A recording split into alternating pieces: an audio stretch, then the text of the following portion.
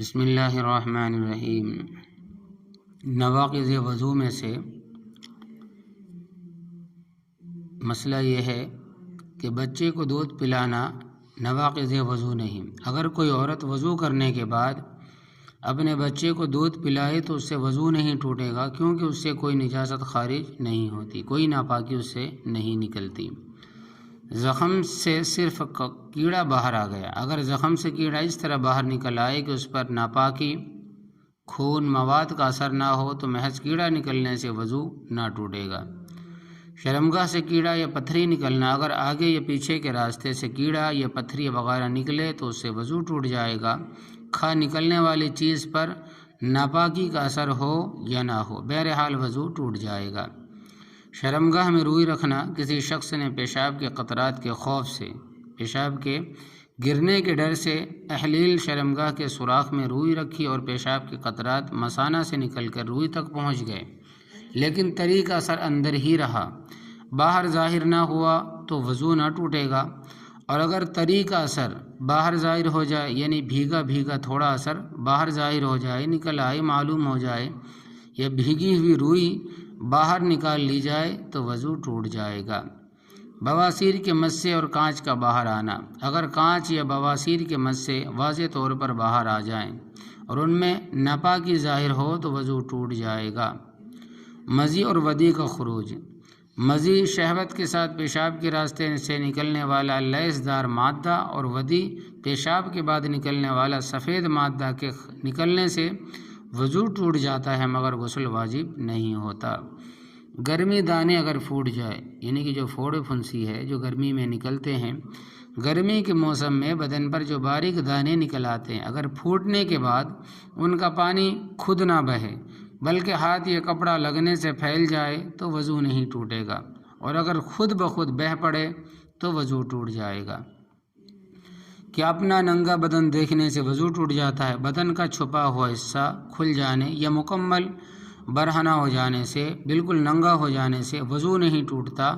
عوام میں ننگے بدن کو دیکھ کر وضو ٹوٹنے کی جو بات مشہور ہے وہ محض غلط ہے۔ نہ کسی کا سطر دیکھنے سے وضو ٹوٹتا ہے اور نہ ہی سطر کھولنے سے وضو ٹوٹتا ہے۔ منہ بھر کر الٹی کرنا، اگر بیک وقت کھانے یا خون وغیرہ کی منہ بھر کر الٹی ہو یا ایک ہی دفعہ کی متلاحٹ کے برقرار رہتے ہوئے تھوڑی تھوڑی کئی مرتبہ قے ہو کر اتنی مقدار ہو جائے جو منہ بھرنے کے بقدر ہو تو اس سے وضو ٹوٹ جاتا ہے۔ اگر منہ بھرنے کے بقدر نہیں ہے تو وضو نہیں ٹوٹے گا، البتہ خالص بلگم کی قے سے وضو نہیں ٹوٹتا، خواہ بلگم کتنا ہی زیادہ نکلے۔ کون سی نیند ناقض وضو ہے؟ اگر آدمی اس طرح سو جائے کہ اس کے اعضاء ڈھیلے پڑ جائیں اور قوت ماسکہ خروج ریح کو قابو میں رکھنے والی صلاحیت زائل ہو جائے، مثلا لیٹ کر سوئے تو اس کا وضو ٹوٹ جائے گا، ٹیک لگا کر سوئے تو اس سے وضو ٹوٹ جائے گا، سجدے میں سو جائے تو وضو ٹوٹ جائے گا۔ بیٹھے بیٹھے ٹیک لگا کر سونا، اگر بیٹھے بیٹھے دیوار یا تکیہ یا گاڑی کی سیٹ سے ٹیک لگا کر اس طرح بے خبر سو گیا کہ اگر سہارا ہٹا دیا جائے تو گر پڑے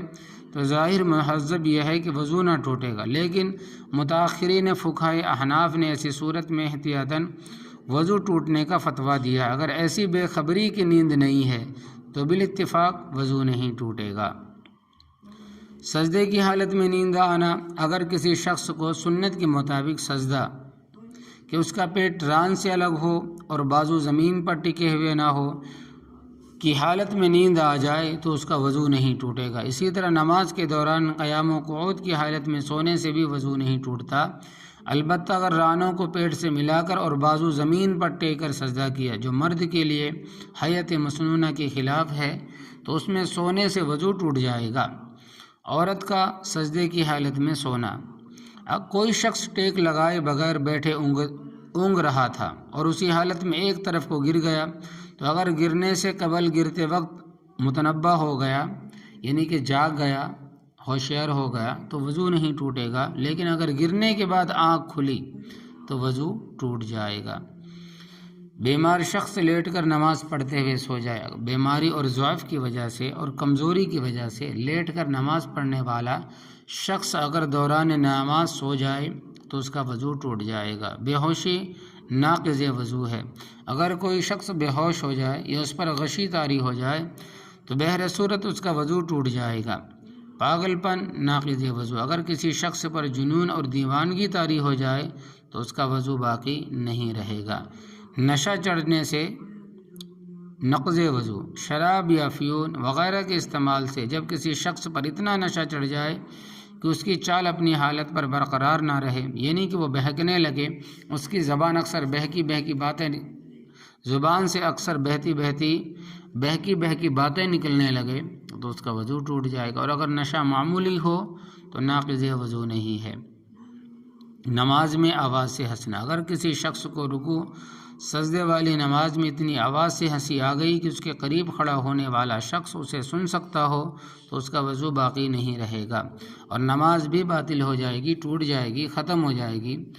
اور اگر اس طرح ہنسا کہ اس کی آواز صرف خود کو محسوس ہو، دوسرے کو سنائی نہ دے تو وضو نہ ٹوٹے گا بلکہ نماز باطل قرار پائے گی، اور اگر صرف مسکرایا، آواز بالکل نہیں نکلی تو نہ وضو ٹوٹا اور نہ نماز گئی۔ تو اسی طرح کہ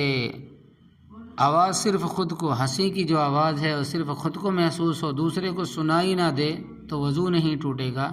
لیکن نماز باطل قرار پائے گی، یعنی کہ نماز ٹوٹ جائے گی، وضو نہ ٹوٹے گا۔ نماز جنازے کے دوران ہنسی، اگر نماز جنازہ پڑھتے ہوئے آواز سے ہنسی آ گئی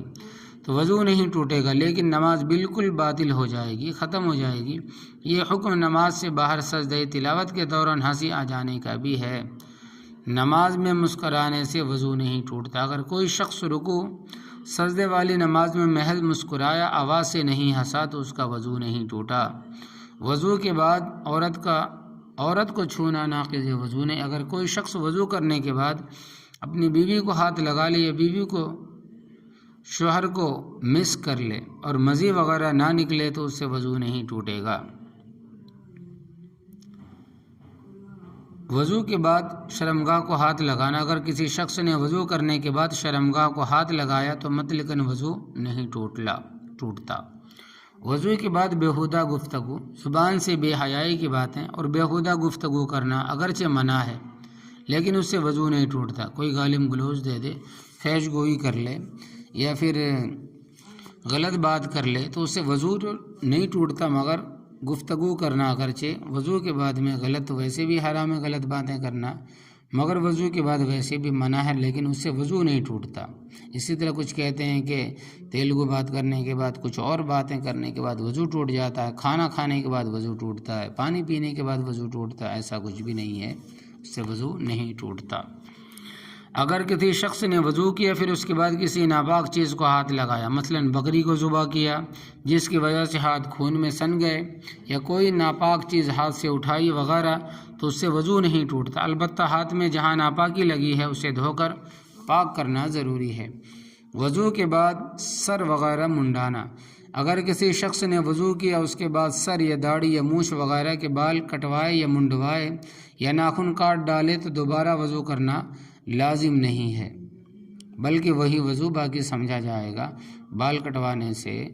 یا پھر ناخن کاٹنے سے وضو نہیں ٹوٹتا۔ وضو کے بعد زخم کا کھرنٹ اتارنا، یعنی کہ جو مردہ چمڑا ہے وہ اتارنا، اگر وضو کرنے کے بعد زخم کا مردہ چمڑا اتارا اور نیچے سے کوئی خون وغیرہ نہیں نکلا تو وضو نہیں ٹوٹا، یعنی کہ جس کو ہم کھٹی کہتے ہیں، یا پھر اوپر جو پردہ آ جاتا ہے زخم کے وہ نکالا، پانی یا پھر خون نہیں نکلا تو وضو نہیں ٹوٹے گا، اگر نکل جائے گا، بہہ جائے گا تو وضو ٹوٹ جائے گا۔